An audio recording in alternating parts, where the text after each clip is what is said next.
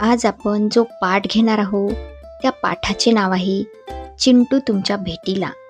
बालमित्रांनो, चिंटू हा तुमच्याच वयाचा मुलगा, पण त्याचे बोलणे चालणे थोडे इतरांहून वेगळे असल्याने त्यातून विनोद घडतो. वाचून पहा, तुम्हालाही चिंटूचे विनोद आवडतील. पप्पू, मी 12 दिवस झोपलेलो नाहीये बरं का. का बरं?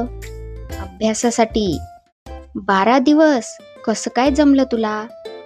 मी रात्री झोपायचो. निघतो आता आईला फराळाच्या पदार्थांसाठी मदत करायची. तू मदत करतोस? किती छान.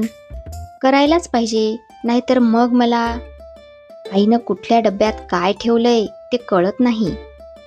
दिवाळीच्या सुट्टीत काय काय मज्जा केली यावर 20 ओळी निबंध लिहून आणलात का? चिंटू तू? नाही बाई, ती सगळी मज्जा 20 ओळीत मावत नाहीये. सतीश दादा, आपण बुद्धिबळ खेळायचं? चल चिंटू, तुला लगेच हरवतो. मी जिंकलो. मी मुद्दामच तुला जिंकू दिलं. मी पण तुला मुद्दामच हरवलं. अहो पोस्टमन काका, आमचं पत्र आहे का? बघतो हं. काय नाव तुमचं? ते त्या पत्रावर लिहिलं असेलच की. तर अशा प्रकारे हा चिंटूचा पाठ इथेच संपला. हा पाठ तुम्हाला आवडला असेल तर नक्की कमेंट करा. भेटूया पुढच्या पाठामध्ये. तोपर्यंत धन्यवाद.